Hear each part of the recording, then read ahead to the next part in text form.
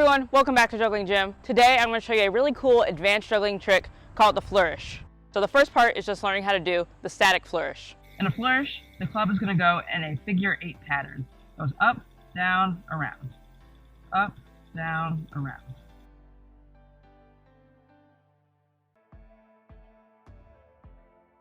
When you do a flourish, you're going to catch the club upside down. So I like to hold it right about here. And you also want to make sure that you don't hold it too loose or too tight. So for the first part of the flourish, you're just going to push the club up and you're going to let it fall between your middle and your index finger. So I push it up and I let it fall. To be complete, I'm going to show it to you from both sides, but just remember that my right hand is going to be noticeably better than my left hand. So you just move it up, let it fall. So for the next step, you're just going to kind of roll the club around your fingers and then it's going to come back down. So I'm doing it without any momentum, but when you're learning, it's a lot easier to do it with momentum.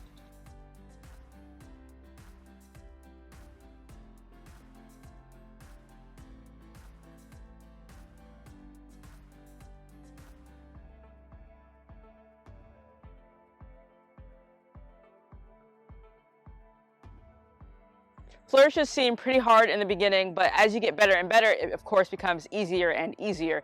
It's mostly about muscle memory. So what I like to do is, like when I'm walking around the house or watching TV or something like that, I like to just practice my flourish. The better your flourish is, the easier it is to do in the pattern because you want to do it as quickly as possible before you keep juggling.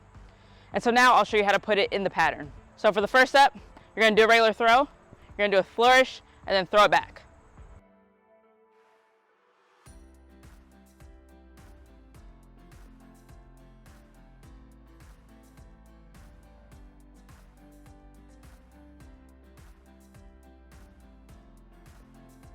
I wanted to talk to you a little bit about the timing for this trick. If I'm going to do an under the leg throw with my right hand, then I make sure to throw the left hand club a little bit higher, and that way I have more time to do the under the leg throw.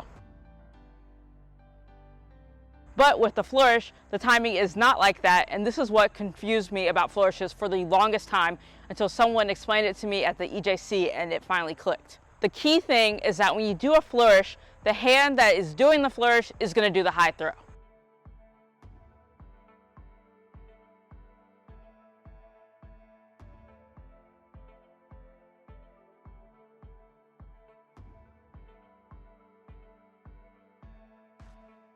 So I'll do a regular throw with my left hand so I can catch it upside down and do the flourish with my right hand.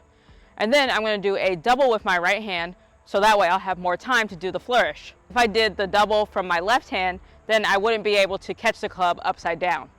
So for this drill, you're going to do a regular throw with one hand, and then you're going to do a double throw with the other hand, and then with the hand that does the double throw, you're going to do the flourish.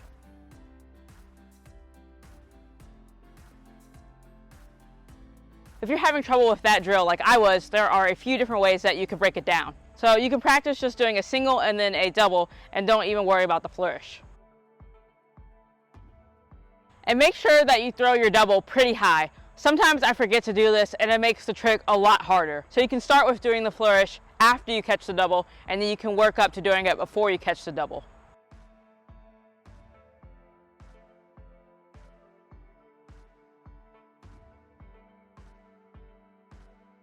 So with 3 clubs, you're going to go from a regular cascade. Then at some point, I'm just going to do a double with my right hand. And then once I do that double, I know the next club I catch, I'm going to do a flourish.